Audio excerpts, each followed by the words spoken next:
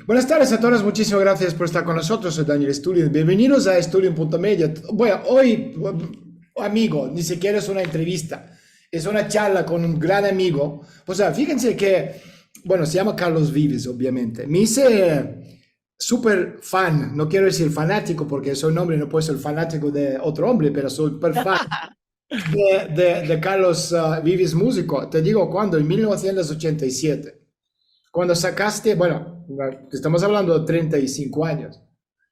Entonces, primero, Carlos, gracias por por tu tiempo, porque sé que es una persona muy ocupada y por dedicarnos este tiempo a nuestra audiencia que también te quiere mucho, porque tenemos gente de 42 países que hablan muchos idiomas distintos. Así que bienvenidos.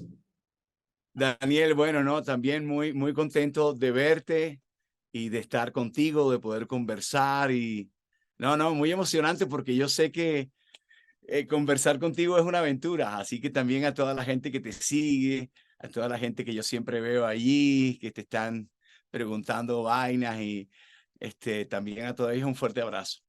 Pues mira, yo te lo agradezco mucho. Yo, bueno, tú lees mis libros y yo escucho tu música, pero aparte, bueno, tú eres mucho más que un músico, pero de esto también hablamos.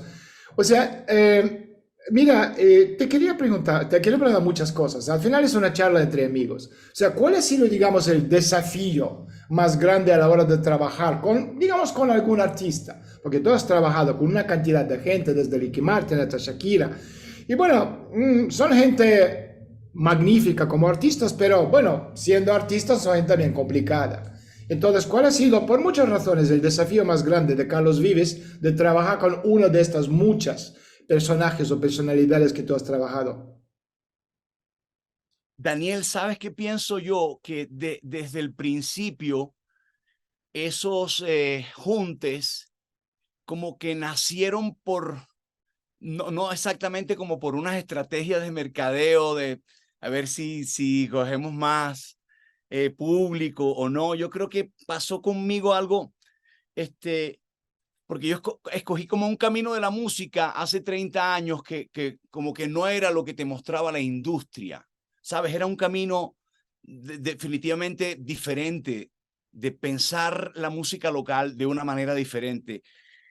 Y entonces hubo como cosas de afecto con ellos, con la historia. Si hablo de Ricky, yo conocí a Ricky en Puerto Rico en el año 87, yo llegué a trabajar como actor. Él estaba empezando su carrera como solista, yo llegué como actor. Mis personajes ese personaje que me llevó a Puerto Rico era muy querido por todos, por viejos, por niños, por todos. Entonces, hay cosas como de afecto. Me pasó también, bueno, con Dari, especialmente con los puertorriqueños y con los colombianos, por supuesto, porque yo he estado como en sus infancias, estaba en la televisión desde hace muchos años. Y yo siento que siempre con Alejandro, igual que con Miguel, pero ya, Alejandro Sanz y Miguel Bosé, ¿no? sí, con Miguel, hay como unas cosas de afecto. Tú sabes que yo llegué a España, yo hice mi música como que no pintaba para nada, ¿sabes? Cogí un camino como de pensar, hey, yo no voy a hacer folclore, yo voy a hacer mi rock and roll a partir de mi folclore, o voy a hacer mi música moderna a partir de mis raíces. Eso no era un camino que estaba planteado en la industria, realmente, porque siempre lo folclórico, lo cultural eso es una cosa y se hacen de una forma, estamos llenos de reglas y de vainas y de vainas, y lo otro es lo comercial, lo moderno. Nada, yo hace 30 años quería ser moderno, pero también quería ser colombiano. Entonces, de alguna manera hay cosas de afecto que me han unido con ellos, que me han invitado a cantar con ellos, las nuevas generaciones, Sebastián Yatra, Camilo, por ejemplo, que Camilo desde niño, Sesto, sí. desde niño oyeron que sus papás cantaban lo que es Sí. mi música. Y entonces yo te diría que tal vez por el camino que escogí en la música, entonces los retos sí, pues hay gente muy famosa y más complicada y con agendas más complicadas y no tienen tiempo y no se pueden hacer ciertas vainas. Pero por lo demás, la forma en que llegamos a hacer la canción o que llegaron a mi canción o que yo llegué a trabajar con ellos, hay unas cosas muy fuertes de afecto.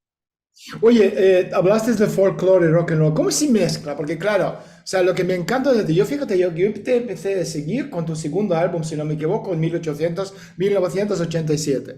O, No, o sea, 35 años. Yo en esa época no hablaba ni una palabra en español, pero tiene un amigo colombiano, ¿ok?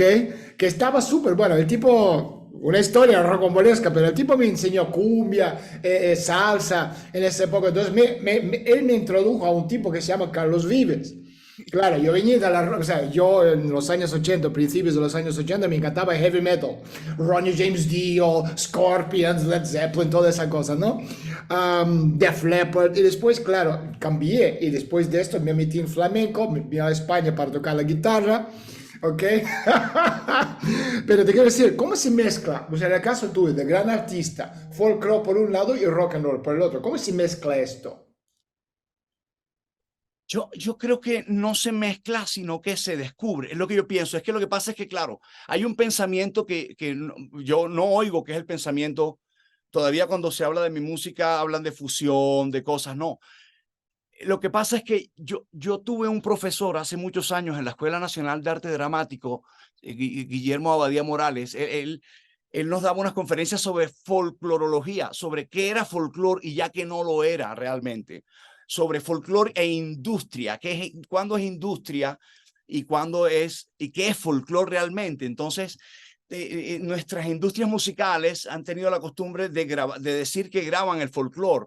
Y entonces, claro, hay un pocotón de reglas y de cosas para el folclore, cuando realmente el folclore es una cosa muy natural, es una cosa que... Él decía, el folclore no se graba, el folclore no se lleva a un estudio, el folclore no se alumbra con luces, no se lleva a un escenario, el folclore... Máximo eso, él llamaba como estampas costumbristas o Pero fíjate, el flamenco puro tiene folclore. proyecciones folclóricas. Entonces yo me puse a pensar mucho en eso, y cuando yo grabé aquellas primeras baladas que tú recuerdas, que estaban en canciones de novelas, porque yo trabajaba Oye, tu también. segundo disco se llama La Tierra de Olvido, ¿no? Sí, La Tierra del Olvido. Ah, Ya, ya Fidelina, La Tierra Fidelina, La Tierra del Olvido, Soy la Rosa, Agua, Diosa Coronada, Agua me encanta. Fíjate. me han dado mucho camino. He buscado mil tesoros. Yo te Totalmente. digo que la vida vale más que todo el oro. Mira, Daniel, es decir, yo soy de esa escuela de que no mezclé, sino que fíjate tú de dónde viene el rock and roll. Fíjate tú lo que llamamos rock, eso que te gustaba a ti tanto. Si tú te vas atrás y vas a encontrar, antes de que esos personajes rockeros ingleses, americanos, se vistieran de vaina, Alemanes, sí. tú vas a llegar a un origen, vas a llegar a un blues, vas a llegar a un río, vas a llegar a una fusión de culturas, un momento de la historia. Pero entonces, si le sumas que si son ingleses, tienen esa vaina, ¿cómo se llama? Celta, o, ¿sabes? Yo sé que al final en todos estos sonidos vienen cosas. Entonces yo entendí hace 30 años que yo podía hacer el rock de mi pueblo, así que yo podía empezar. Y fíjate lo que hicimos. Nosotros aplicamos instrumentos eléctricos del rock and roll en patrones cumbieros, ya sean de origen africano o ya sean de origen prehispánico, porque los tambores de la cumbia, los primeros, son de origen prehispánico, son de las culturas anfibias del Río Grande. Entonces, esos areitos, antes de que llegara a España, ya estaban aquí en el continente. Ese patrón cumbiero, original, estaba en los pueblos anfibios del Río Grande. Entonces nosotros hemos proyectado nuestra tropicalidad de muchas maneras. Hace 30 años yo quise escoger mi forma de proyectar mi tropicalidad. Entonces empezamos en las guitarras eléctricas, una forma de tocar la guitarra era seguir los patrones cumbieros. Entonces, en la gota fría,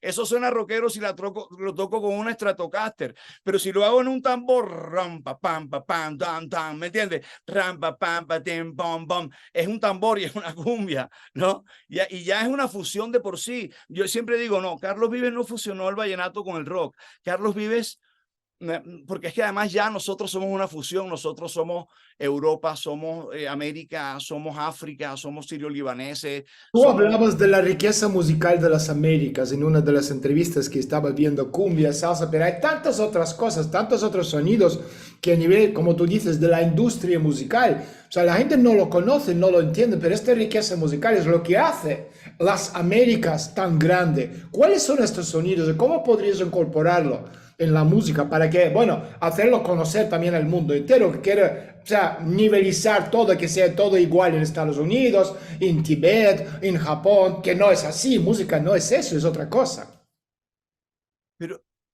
Pero, pero fíjate que todos, es una cosa tan humana que nos une a todos, ¿verdad? Y de pronto el Río de la Plata, donde se dio todo ese tango y esa mezcla de esas habaneras, y hay cosas indígenas, y hay cosas francesas, y hay cosas europeas, ¿no?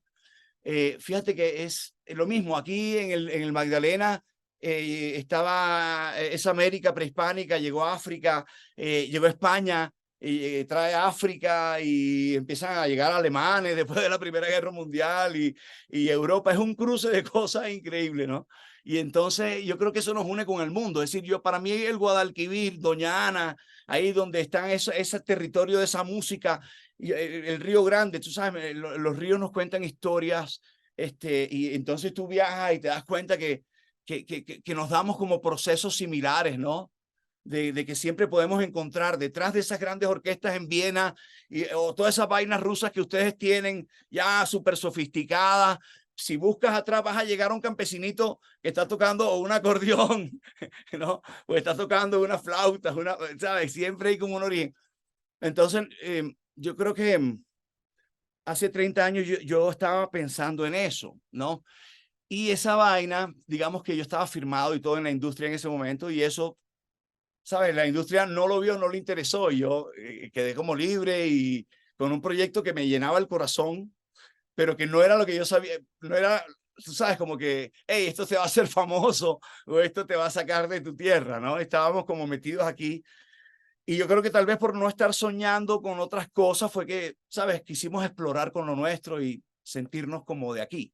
Porque al final, o sea, tú tienes o sea, marketing, o voy a hacer lo que quieren los clientes, o como decía Louis Vuitton, o sea, la filosofía de Louis Vuitton es totalmente distinta. Nosotros vamos a hacer un proyecto, que sea una bolsa, que sea lo que sea, y nosotros creamos moda, y si te gusta bien, compras y nos sigues a nosotros, no nosotros a ustedes. Entonces, en este caso, yo veo a Carlos Vives de la misma forma. O sea, tú saliste de la industria discográfica, digamos, globalizada y esta libertad te ha permitido hacer muchas cosas que quizás un Carlos Vives dentro de la música mucho más atado en corto por la industria, marketing, publicidad, propaganda, pues no te hubiesen dejado experimentar. ¿Cómo lo ves eso? Totalmente de acuerdo, estoy completamente de acuerdo. Y fue mi decisión, ¿sabes? Yo me sentía muy feliz de encontrar lo que estaba descubriendo, de sentirme conectado con mis ancestros, porque al final también, Daniel era como el mundo de mi papá, de mi familia, que yo lo perdí a mis 10 años, a mis 11 años, y eso me marcó mucho. Y un día tomar esta decisión tenía mucho que ver con estar viéndolos allá, mi papá, su grupo, ¿sabes? Ese lugar donde me crié. Entonces, eso me motivaba más que lo que me pudiera decir la industria en ese momento, estar como conectado con eso. Eh, Oye, en- entonces, perdón. nada, nunca tuve expectativas como que, de que con esto pasaran cosas y de repente esto me estaba conectando con el mundo, porque al final también creo que este, es como desde nosotros conectarnos con el mundo, con la gente en todas partes. Es decir, yo te admiro tanto porque hablas tantos idiomas. Yo a duras penas hablo el español. Bueno, como chaporreo un poco en inglés, en ruso. No, te pones el inglés, hablas de todo. Oye, yo escucho tu música, fíjate, mi mamá es pianista, de hecho en la Unión Soviética era de una pianista muy famosa. Tocaba piano con Rostropovich, por ejemplo, el gran cello, ¿no? del mundo entero, en los años 60 y, bueno, todavía mi mamá está viva, tiene 83 años, pero te quiero decir que yo vengo del mundo de la música clásica, después me fui a España a tocar la guitarra flamenca con la gente que son bueno, los guitarristas de Morón de la Frontera, que era la cuna de este flamenco puro, flamenco hondo, ¿no? Pero yo cuando te escucho a ti, yo escucho mucha influencia de muchas grandes vías, líneas y también a artistas. Yo te quería preguntar, o sea, doy nombres de varios, a ver, ¿qué llevarías de cada uno de ellos? Prince, No, no conozco Prince.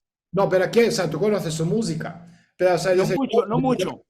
ah, Yo tuve, tampoco. a mí, Daniel, qué pena.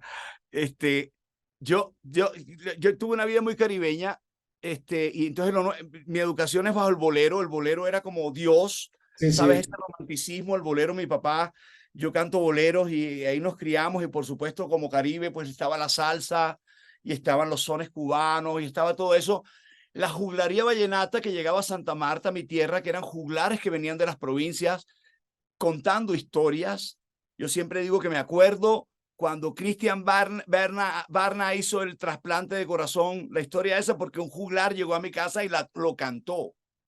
Sí, mi relación con el vallenato es de ese, no es tanto de la industria, aunque tuve mis conjuntos favoritos y todo, pero fue de mi relación con Oye, eso. de un tipo Te como digo, él, de un y tipo, entonces nada, después yo me voy a Bogotá y Bogotá es la Europa nuestra, ¿no? Es decir, para mí salir como el Caribe, llegar a Bogotá. Y el rock que me tocó, aunque estaban los Beatles y estaban todo ese tipo de cosas que uno oía, fue el rock argentino. Es decir, mi Prince es Charly García. Okay. Mi Prince es Spinetta, mi Prince es Sandra Mianovich, Celeste, Tanguito, pero también, es decir, somos super melómanos, todas las baladas españolas, toda la influencia nuestra por ser hispanoamericanos, obvio. que yo creo que comparto contigo y me da tanto orgullo cuando tú hablas de esa cosa española, eh, que lo valoras tú siendo un ruso, ¿no? Que tienes esa conexión con España, yo la valoro tanto, yo Porque la es la valoro. profundidad de las emociones, flamenco puro, cuando estás cantando Siguería, ¡ay!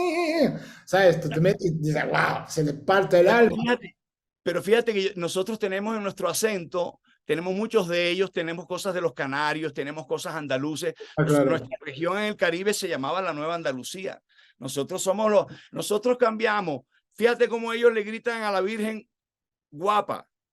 Y el grito más alegre de todos los hispanoamericanos, de todos los latinos, es huepa. Ese huepa es como el momento más alegre que tú estás en un grito, huepa, huepa, ¿no? Ahí, y yo viendo las procesiones en España, de ellos gritándole, guapa, guapa, y yo decía, mira dónde está el huepa nuestro, ¿no? Entonces, sí, a mí Oye, la música me ha enseñado, Daniel, a sentirme orgulloso de todo, que eso no ha sido lo normal en nuestra cultura, nunca seguimos repitiendo como un pocotón de cosas contra todo lo que somos, oye, por ser folclore españoles. colombiano. ¿Cómo es el folclore colombiano? Como es tan diverso como el país. Colombia somos como 6, 7 países completamente diferentes. Tú puedes encontrarte un paisa que habla así como Juanes o que habla así como mi mamá, ¿sí? Que fueron además los que viajaron. Entonces, en el mundo, mucho tiempo pensaron que los colombianos solo hablaban paisa. Cuando yo llegué a Puerto Rico y hablaba así Caribe, pensaban que yo era venezolano. ¿No? El venezolano del Caribe, porque también Venezuela tiene diferentes acentos. Pero Colombia, pero claro, yo me considero gran colombiano porque Bogotá me enseñó a entender la diversidad de todo lo que somos y escoger el camino de trabajar con nuestras herencias musicales para hacer cosas nuevas. Me enseñó a ver cada cosa, quién me dio cada cosa. Esos tambores vinieron de dónde, estos vinieron de dónde, estos estaban aquí. ¿Dónde está el canto indígena? Porque, es decir, porque pensamos siempre que solo toda la alegría era lo africano o lo brasilero, como dice Charlie, y resulta que heredamos alegrías de todas partes, heredamos alegrías de lo prehispánico. No había música más alegre que la que se hacía antes de que llegara Europa a América, porque no estaban no habían, Daniel, no habían tonos menores, no habían armonías, y eso llegó con Europa. Te diría que la tristeza en nuestra música y la nostalgia, que también forma parte de lo nuestro, llegó con Europa, ¿no? Y Oye, entonces el folclore de Colombia también tienes que analizarlo con cuál era la visión nuestra, muy eurocentrista, ¿no? Entonces, por ejemplo, la música del interior de Colombia se hacía en cuerdas y siempre con una visión, y aunque tenía herencia indígena y española, una visión en nuestra proyección, que tan, muy elegante, queríamos siempre que nuestra música folclórica fuera elegante, ¿no? Es decir, entonces tú ves los bambucos, los torbellinos, los pasillos, que tienen esas métricas que llegaron con España y los instrumentos de cuerda, nostalgia, pero también una visión muy eurocentrista, ¿no? Eurocentrista. Oye, ¿cómo se transforma la música una vez que está en contacto con las distintas culturas? Porque claro, flamenco, por ejemplo, se transformó cuando, bueno, se ha hecho muy popular, demasiado popular en los tablaos, se convirtió en una cosa que no tiene nada que ver con la cultura de este flamenco puro, ¿no? De flamenco hondo, flamenco de los gitanos. Es otra cosa, se convirtió en otra cosa. Pero, ¿cómo se en general transforma la música una vez que está en contacto con las distintas culturas, que pueden ser culturas de igual indígenas, colombianos o africanos o sudeste asiático? Tenemos una relación con España especialmente muy profunda, bueno, con Europa en general, pero con nosotros, con España, mucho, de los cantos de ida y vuelta. Fue Alejandro el que me contó que dentro de las líneas de ellos hay cosas que se llaman colombianas, ¿no? Porque llegaron, Claro. tocaron y se devolvieron, vienen y tocan y se van. Y los primeros vallenatos los grabó Lola Flores porque sentían esa conexión. Este, y, y nada, es que al final volvemos como al tema de qué es folclore y qué no lo es. Es decir, yo cuando, por ejemplo, nosotros llegamos a España con porque innovamos un sentimiento nuestro, yo cuando llego a España encuentro que estaba pasando lo mismo. Esa música que tiene su origen allá en la isla, en el Guadalquivir, en todo ese mundo que te apasiona, que nos apasiona tanto,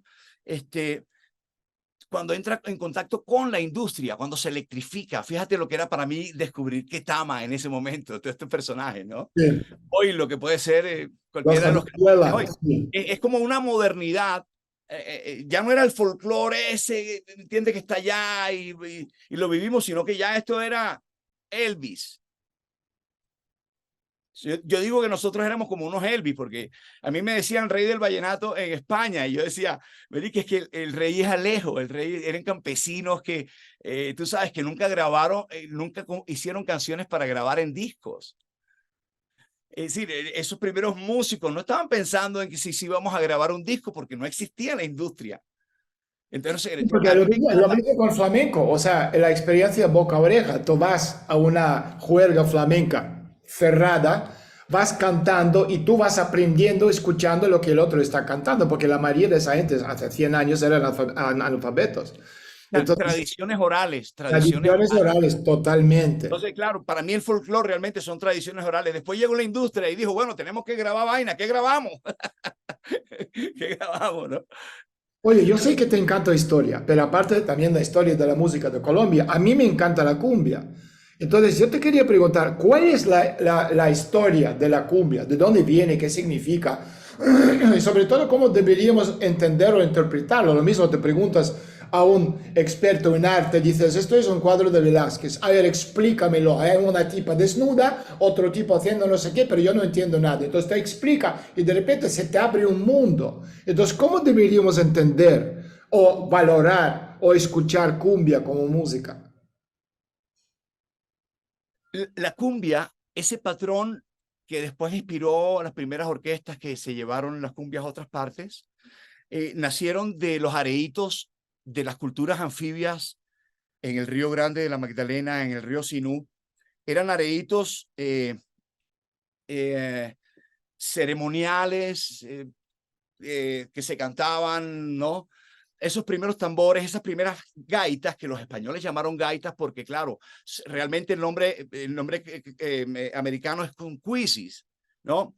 Esas gaitas que toca Maite en mi banda y que ha sido inspiración para nosotros, están en Juan de Castellanos, ya las nombra.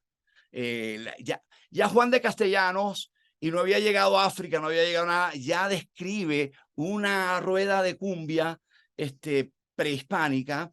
Cuando llega a España, pues trae las métricas, trae las letras y nos trae todo. Además, para bailar las cumbias empiezan a vestirse con las faldas españolas. No solamente eso, sino que la religión trae todas esas nuevas normas musicales.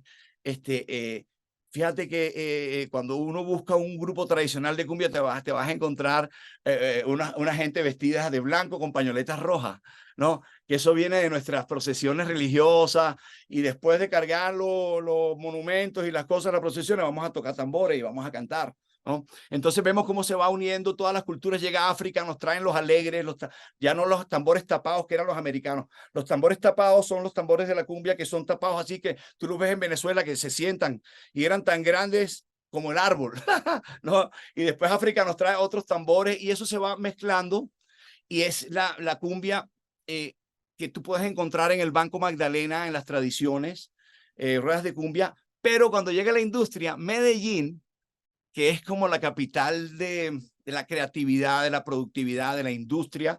En Medellín, cuando llega la industria de la grabación, pues está toda esa tradición oral, hay que empezar a grabarla. Y nacen las primeras agrupaciones, llámese Sonora Dinamita, que habrás oído hablar de ella en México, es muy particular. Fue una orquesta colombiana que emigró hacia allá, hacia el norte. Pero por ejemplo, entonces Medellín empieza a producir todo Cuarteto Imperial, Guaguancó, y empieza a hacer agrupaciones eléctricas. Es la primera electrificación de tradiciones que solamente se tocaban con tambores, se cantaban y se usaban las gaitas, ¿no? Y cuando llega la industria, empiezan a nacer los primeros grupos eléctricos. Esos grupos eléctricos son los que se llevan, unos hacia Argentina, dejando por Sudamérica a la cumbia, otros hacia México y dejando por Centroamérica a Niceto Molina, Margarita, la diosa de la cumbia, y se llevan la cumbia, se llevan las cumbias ya, digamos, es la primera sintetización de un patrón, ¿cómo es que se dice técnicamente? Que yo soy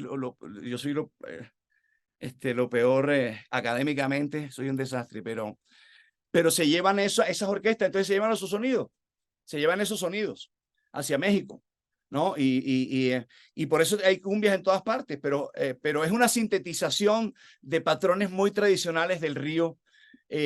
Cuando uno va a Monpós, que es una isla, ahí donde hizo Rossi la película Crónica de una muerte anunciada, ese Monpós, de ahí es Totó Momposina, que es como uno de las diosas de nuestra cumbia, de la tradición, de las artistas más representativas nuestras. Es de donde se une el río Cauca, el otro más grande río que tenemos allí, con el Magdalena, que es el más grande.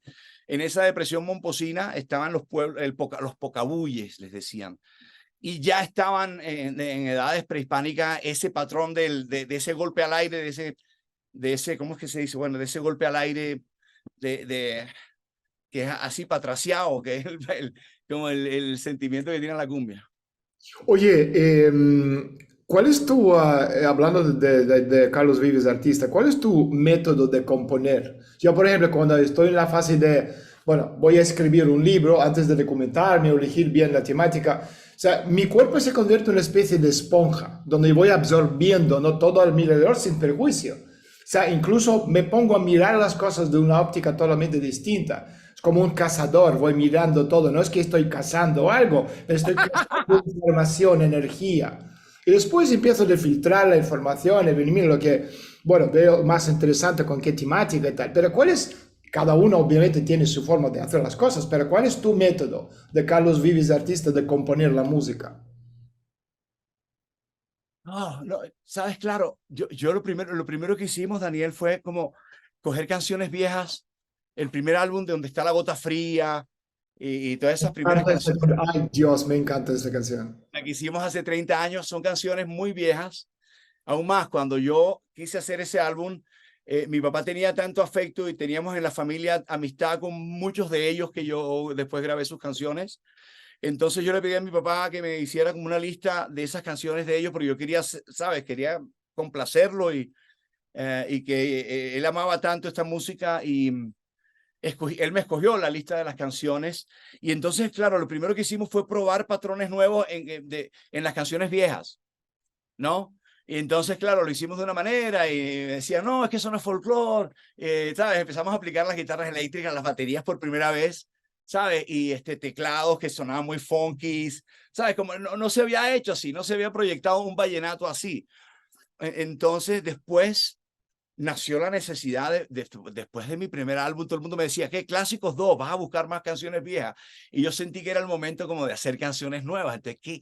Era sentarme a escribir canciones que no se habían hecho antes, porque ya era un pop, pero era tropical, ¿sabes? Antes había el mundo de lo tropical y el mundo del pop. Cuando empezamos a hacer canciones, cuando enfrenté la necesidad de hacer canciones nuevas, hicimos La Tierra del Olvido, hicimos Déjame Entrar, era una forma nueva, pero por lo general, siempre yo lo primero que de mi álbum Tierra del Olvido, yo quería que mi álbum se llamara La Tierra del Olvido y yo sabía que tenía que ser una canción que se llamaba La Tierra del Olvido, porque era retomar como mi identidad, era como que ya como que nos olvidamos de lo que somos, nos olvidamos de la cosa.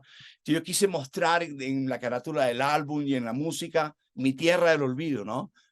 Entonces yo empecé a escribir cosas y entonces a veces tengo el camino de que escribo cosas y eso, cuando yo escribo algo, eso ya trae la música, es lo que yo siento.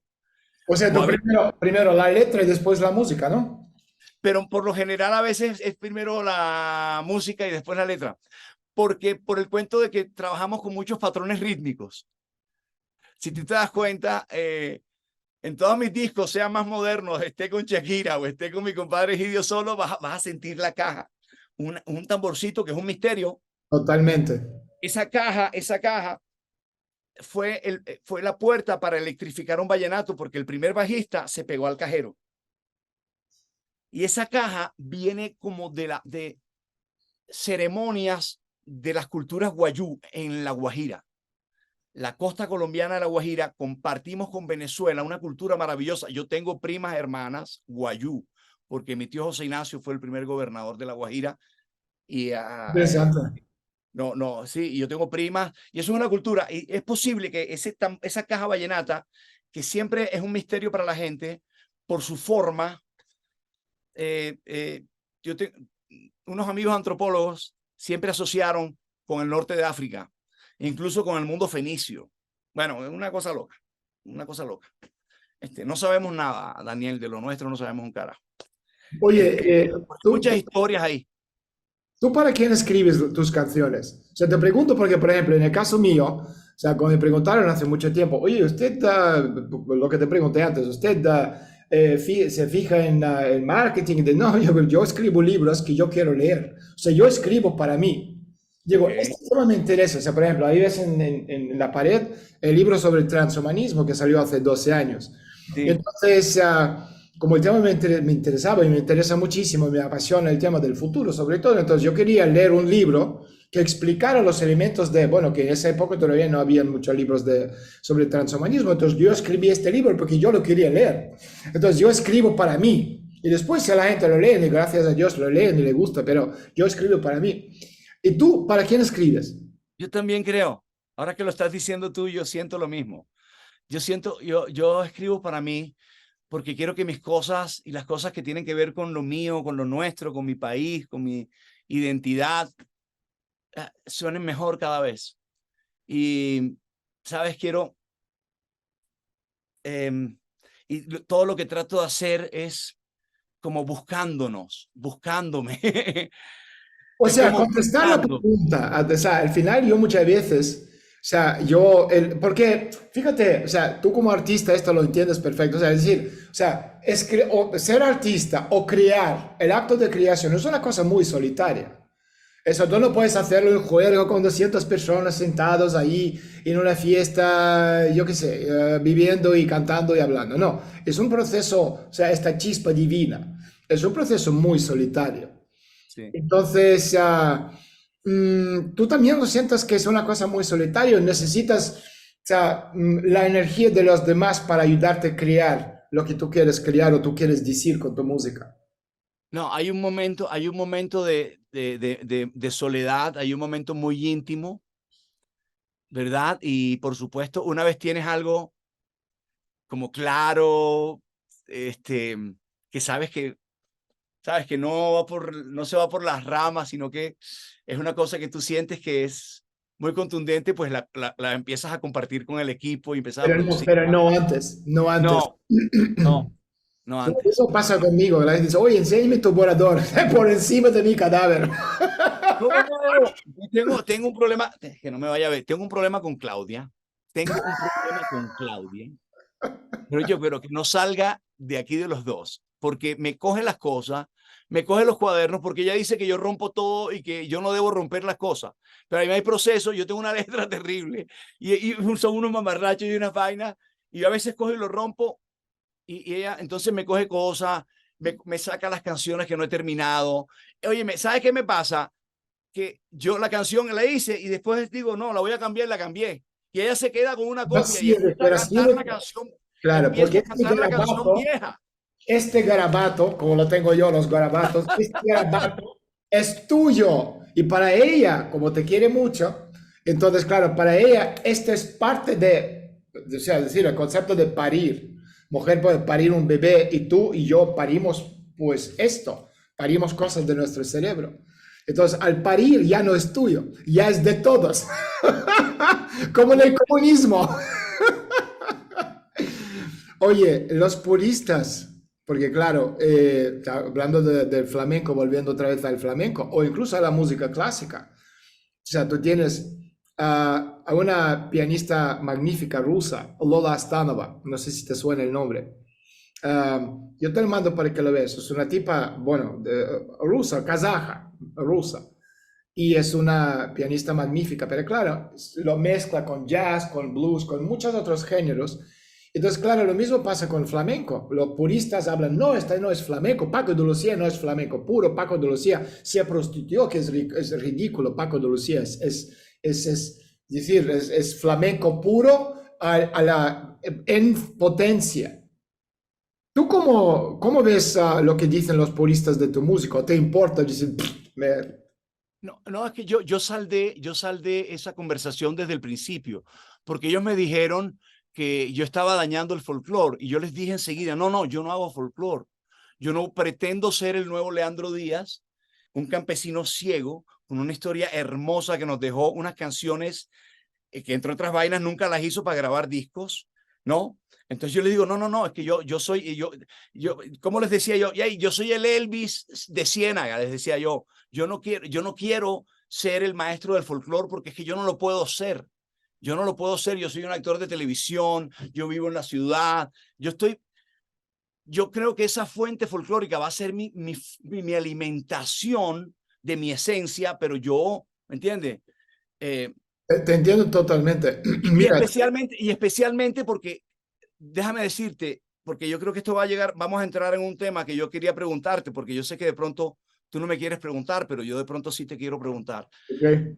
Y es que hace 30 años, si tú querías ser moderno, tú tenías que imitar a alguien, tenías que hacer una versión en español de una canción famosa en inglés, fuera del pop, fuera del rock, o de los españoles que a su vez tenían copias y cosas que hacían de los italianos.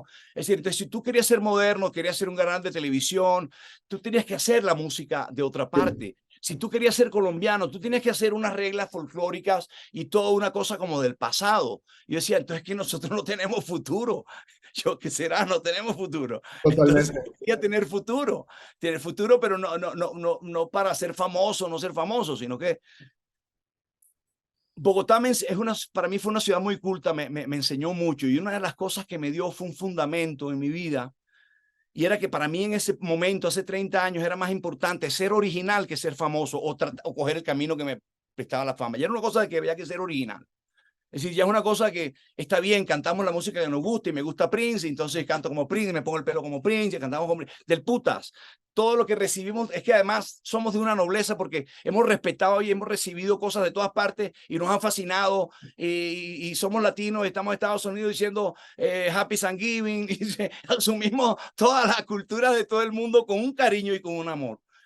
Pero era ponerse a pensar, hey, tenemos una herencia de patrones musicales como el sur de Estados Unidos, como el Guadalquivir, como el Río La Plata, como el Sena, allá en Rusia debe ser, ¿cuál es qué? Bueno, allá en Rusia. Tienes un sinfín sí, en Y Rusia. entonces era como, y entonces era, ¿sabes? La modernidad, ¿me entiendes? Como que, hey, podemos aportar lo nuestro también. Argentina lo hizo con el rock, porque el rock no solamente argentino era una influencia de los ingleses y los americanos, sino que había tango, había una cosa, porque ellos tienen esa vaina también andina, y tú puedes ver en el rock argentino unas identidades muy contundentes, no solamente sonora, sino en las líricas, ¿no? Entonces, nada, hace 30 años estábamos buscando O sea, ser cuál es el sonido tuyo personal favorito? Entre todo lo que tú encontraste, ¿cuál es el sonido, digamos, uy, que más te siente? No te estoy hablando de que te ha hecho famoso, porque no, repito, no, yo no, empiezo Carlos Vives, gota fría enseguida y empiezo de bailar, ¿entiendes? Pero, o sea, la cosa que es tu esencia, cuando estaba hablando del sonido, estamos hablando de la esencia de Carlos Vives. sí, déjame hablarte de la nostalgia, entonces, ¿sí? Y eso creo que tiene mucho que ver con Europa. Ah, y yo creo que toda la música europea y las músicas clásicas, esas nostalgias, esas cosas, yo no sé cómo explicarlas, pero entonces mi mamá es de Medellín y ponía tangos cuando estábamos en Santa Marta y yo me crié con esa cosa paisa del tango, y que a su vez el tango en la cosa nuestra paisa, creó géneros y cosas y grupos, tríos y siempre era, a la gente dice triste, la música triste. ah, yo creo que tengo mucho de esa esencia nostálgica que está también en los boleros y está en la música clásica. No, hay Lo que los gallegos llaman morriña. mo- Moriña, sí, Moriña, Moriña. Sí, yo creo que eso está en todas mis canciones y siempre la gente dice, ay, pero tú a veces haces unas cosas tristes, pero están como alegres. Entonces yo digo, sí, yo digo, mi pueblo ha sido así, nuestra gente ha sido así, ¿no? ¿Sabes? Como que siempre han tenido un espíritu, tal vez por aquellas herencias que hablábamos, pero, y la gente, es decir, porque es que si tú miras de dónde hemos tomado nuestra música más popular, más exitosa, todo viene de nuestros pueblos, de gente que ha tocado duro en Sí, la sí. vida, ¿no? Oye, Tenido fama en la vida. mira, yo te quería preguntar, porque más allá de, o sea, tú no solo eres músico, tú eres muchas otras cosas, tú trabajas lo que admiro yo a título personal, como humano, de todo lo que tú estás haciendo. O sea, estamos hablando de legado, estamos hablando de inmortalidad, estamos hablando de pasar el conocimiento a los que van a vivir mucho más después de que ya estamos muertos. Entonces, en el caso tú trabajas mucho con los niños. ¿Por qué? ¿Qué te da esta faceta, trabajar con los niños? Tal vez a nivel de Carlos Vives, de artista, que es una persona muy, muy ocupada. Creo que hay varias motivaciones, creo que también porque nunca quise olvidar mi niño, tal vez porque fui tan feliz en mi infancia y muchas cosas de esas cambiaron. Que me quedé apegado a ciertas cosas, pero ¿sabes qué? Creo que es muy importante, porque es que hemos crecido despreciando mucho nuestras cosas. Al niño, desde muy temprano, nos enseñan que el éxito está afuera, que el que triunfa es el que se va. Hay tantas cosas que como colombiano ya yo no quería, decir que quería formar parte de esos colombianos que quisieran cambiar muchas de esas cosas que tenemos en nuestra historia, de no sentirnos orgullosos de lo nuestro, este, de, de eso, de siempre poner los sueños en otra parte, ¿sí?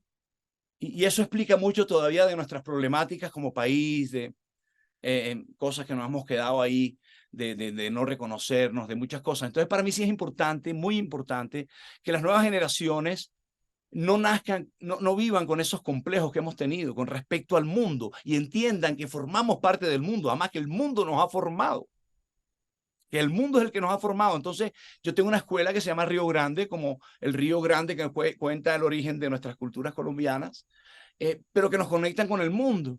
Yo les cuento a ellos cómo el boom del swing y de las big band norteamericanas, eh, que, que se tocaba en los barcos que subían de Barranquilla a La Dorada, al interior del país, se cruzó con los territorios de la cumbia y dieron un sonido. Y yo les cuento cómo los sonidos de las big band colombianas nacieron en ese matrimonio entre el swing, el jazz, ¿no? Y cómo nace una cumbia donde se improvisa, donde los porros, las orquestas, Lucho Bermúdez, Pacho Galán. Les cuento cómo lo nuestro se conecta con el mundo para que no repitamos generaciones acomplejadas con lo nuestro, viéndonos desconectados del mundo y viendo lo del mundo maravilloso y lo nuestro muy pobre, siempre. Entonces creo que eso ha fallado en nuestra educación y creo que el niño tiene el derecho de criarse sin esos complejos, de entender el país donde vive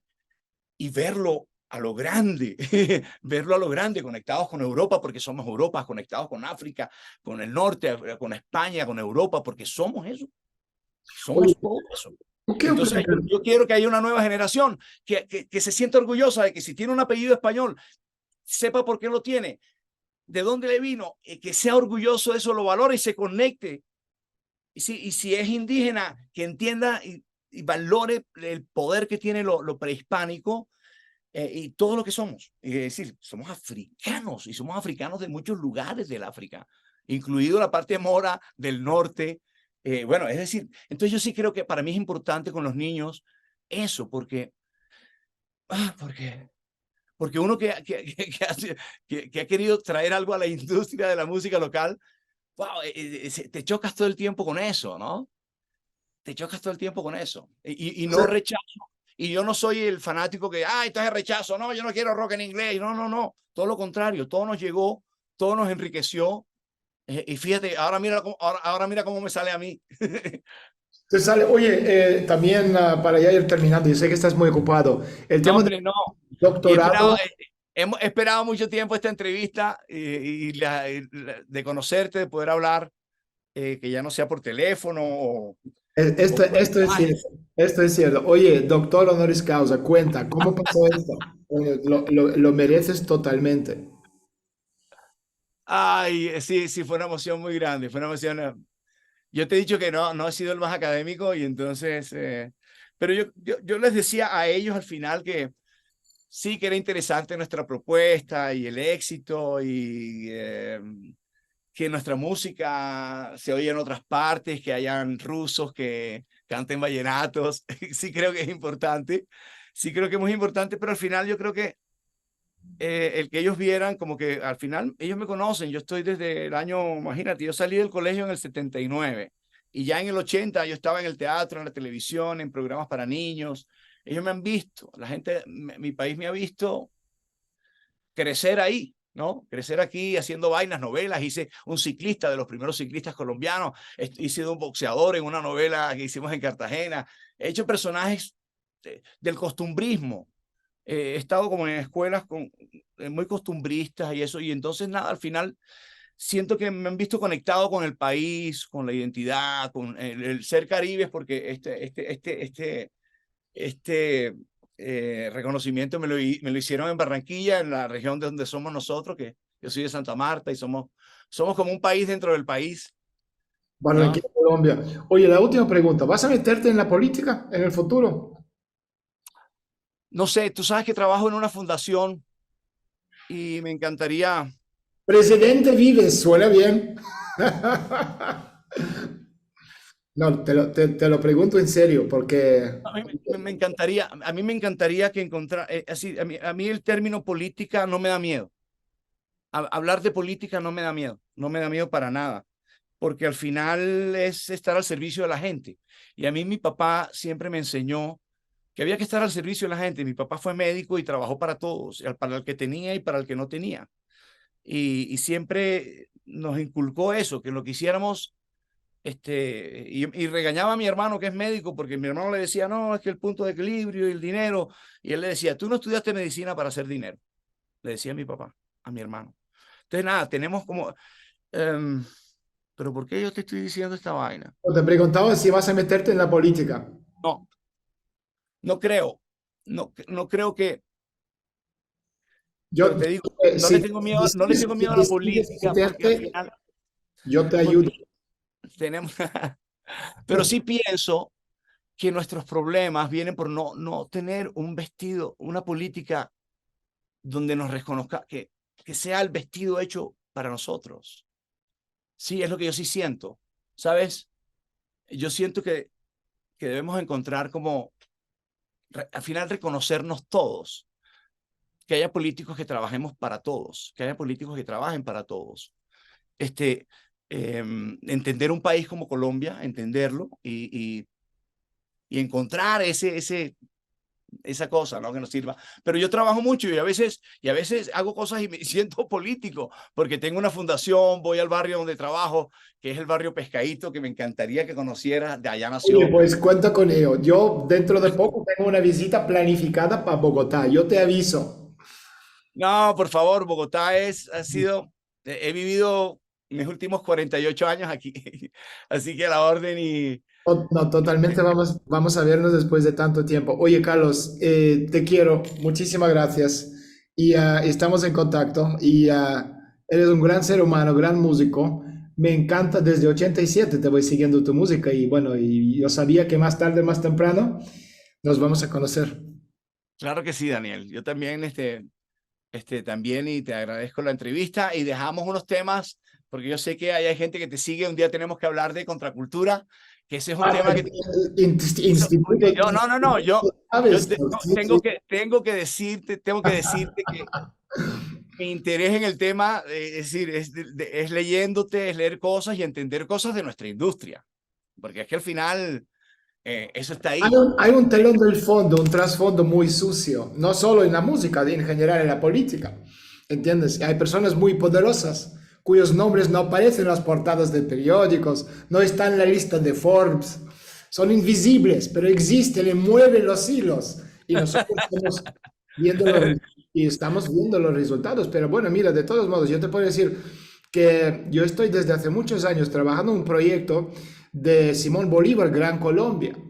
Ajá. ¿Sabes? Este proyecto obviamente aplicado al siglo XXI y hay cada vez más personas que entienden la necesidad de este proyecto y vamos uniendo fuerzas, tanto colombianos como venezolanos, como de otros países.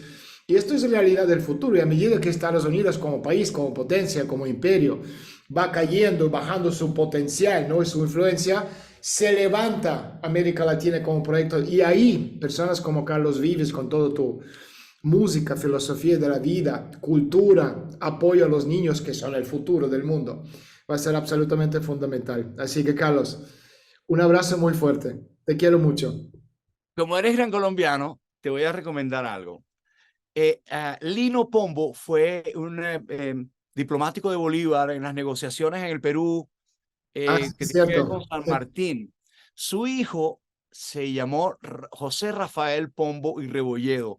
Nació en 1830 y fue catalogado como el poeta romántico más importante y poeta de los niños. Y nos dejó una obra increíble de cosas incluso muy románticas.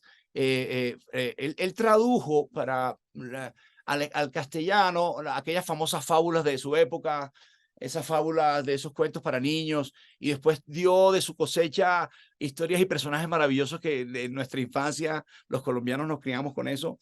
Y él tiene sus poemas y claro, como por ser hijo de Lino, tenía el sentimiento gran colombiano muy cerca, muy cerca. Entonces te voy a mandar cosas de Pombo para que Hazlo, por favor. yo soy de Colombia entera, de un trozo de ella jamás, y ojalá más grande fuera, que así me gustara más, y ojalá fuera tan grande que pudiéramos decir a lo que Colombia mande, no hay quien pueda resistir. Vale, Bueno, un fuerte abrazo. gracias Daniel, qué honor tan grande, y gracias por la entrevista, y a toda la gente que te sigue, un abrazo que siempre mi Igualmente. Dios le sonría la vida.